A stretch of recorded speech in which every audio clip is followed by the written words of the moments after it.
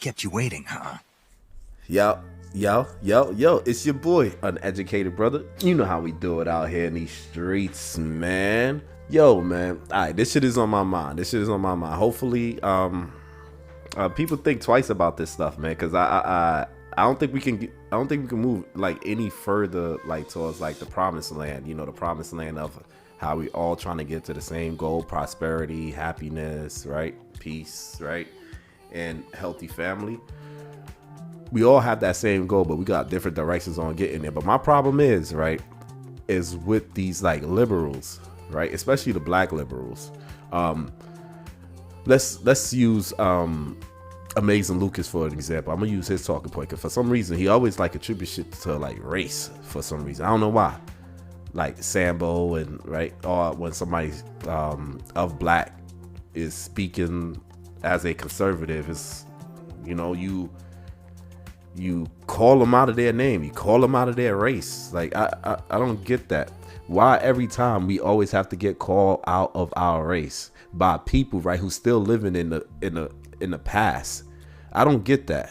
Daniel Cameron is no different than the sellout Negroes that sold our people into slavery. She said it. And helped white men to capture our people, to abuse them and to traffic them while our women were raped, while our men were raped by savages. That is who you are, Daniel Cameron. You are a coward, you are a sellout, and you were used by the system to harm your own mama, your own black mama. We have no respect for you. No respect for your black skin. Because all of our skin folk ain't our kinfolk. And you do not belong to black people at all. And you ain't black. I'm not accepting no prep school, Bel Air bred sellout into my fraternity. Homie, you can stop all that. No, wait, Will. I got this one. You think I'm a sellout. Why? Because I live in a big house or I dress a certain way? Or maybe it's because I like Barry Manilow. He meant Barry White, y'all. Being black isn't what I'm trying to be, it's what I am. I'm running the same race and jumping the same hurdles you are, so why are you tripping me up? You said we need to stick together, but you don't even know what that means. If you ask me, you're the real sellout.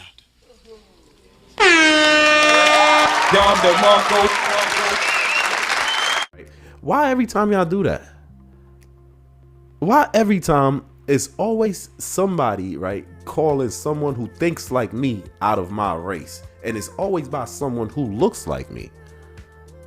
Like you a Uncle Tom, you a Sambo, you a coon, you a sellout. You know what it sounds like to me? Right? It sounds like y'all niggas ain't free. Y'all mentally enslaved because only, right, slaves be talking like that. If you just go back in time, right, close your eyes and just hear these niggas talk, how do they sound to you? They sound like the slaves back then. And then in the crazy stuff, right, you find yourself, right, every time when these people, like, when you try to make sense to these people, right, you find yourself like scooping down to their level. Remember, they call you coon, right, Uncle Tom, right, Sambo, House Negro, right? They call you all of that. Whitewash, they call you all of that, right? And then here you go scooping down to their level. Like, yo, look at you in this damn plantation, this Democratic plantation. The Democratic Party does not want black people to leave their mental plantation. People always get me wrong. They think that I say things to be theatrical when I say the Democratic plantation. And people go, oh, you shouldn't say that. You shouldn't liken it to slavery. For their arguments of calling you a coon, Sambo, Negro sellout, right, is not as strong as you calling him a slave plantation, like a Democratic plantation. Because everything that these motherfuckers do, what you guys do, y'all run with it. Now they pushing the LGBT shit. Y'all run with it. So for those who don't know, again, appreciate the invitation. I'm David Johns. I lead the National Black Justice Coalition. We are intentional and unapologetic in standing at the intersections of racial equity and LGBTQIA+ and same-gender loving equality. And I want to be clear that when you guys reported this, and when I considered accepting this invitation, I had to acknowledge that this space and conversations had here have been a source of trauma for some members of the community. Mm-hmm. That's a fact. For trans folks in particular, right? And the struggle was thinking about the best way to ensure that we take advantage of the opportunity that Brother Yoba has provided to make space to have these conversations. Correct. And so I both, before we do anything, want to acknowledge both the trauma as well as y'all leaning into it, listening to it, learning from it, and then making space so that we can heal and do better. Man, sit your dumb ass down. And now, right, as soon as somebody says something that you don't like, right, you know you. As soon as somebody says something that you don't like, you go out of your way to make them look like a fucking slave. Or a runaway slave, a slave that sold out, like anything in referring to those times. And I want people to understand what he is saying. When it comes to assimilation, this is essentially just get out. So they want to strip you of your blackness, of your Black American culture, and assimilate you into theirs. That's where you get the Brandon Tatums. That's where you get the conservative perspective. That's where you get the Candace Owens. That's where you get these Black conservatives, because they have stripped away who they are as a Black person. And you ain't black. And have replaced that with white platitudes and white concerns. That's why they don't speak on behalf of Black people, but they speak to Black people on the behalf of white people, because that's their job in this country. That's how they have made it to the positions that they are in, by as far as, giving cover for the racist, dominant society. What? Bro, what are you talking about, man?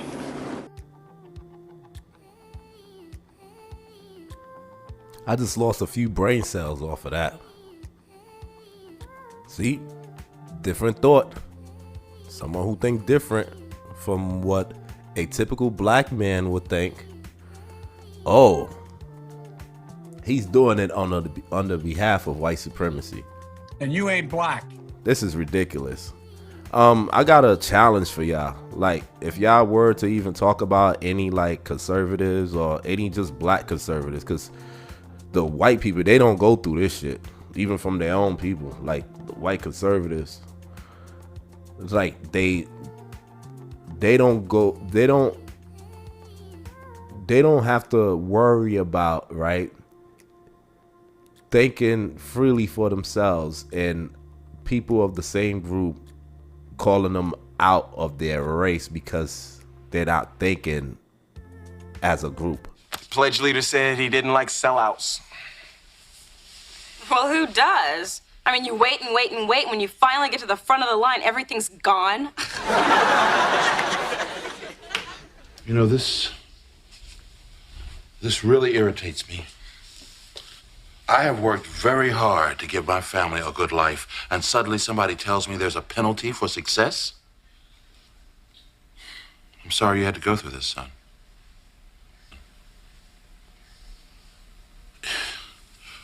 When are we going to stop doing this to each other?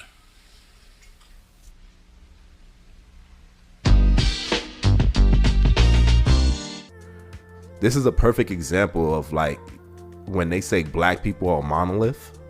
Yes, we are.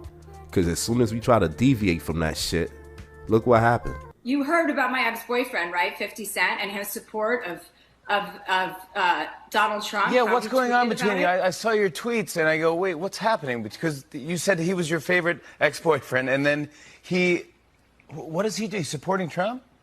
He says he doesn't want to pay 62% of taxes, which, by the way, isn't a plan of Joe Biden's. That's a lie. Stop the cap. So he doesn't want to pay 62% of taxes because he doesn't want to go from being 50 cent to 20 cent. And I had to remind him that he was a Black person. If you have a problem figuring out whether you're for me or Trump, then you ain't black. You're a monolith. And if you don't vote Democrat, you ain't black. And this is a perfect example of that. Until next time, one out. Bad boy, baby. Mr. Shakur, can we get a comment from you at all? Hell no. Thug life. Thug life. Thug life. That's my comment. What's that mean? MAGA, my nigga. MAGA.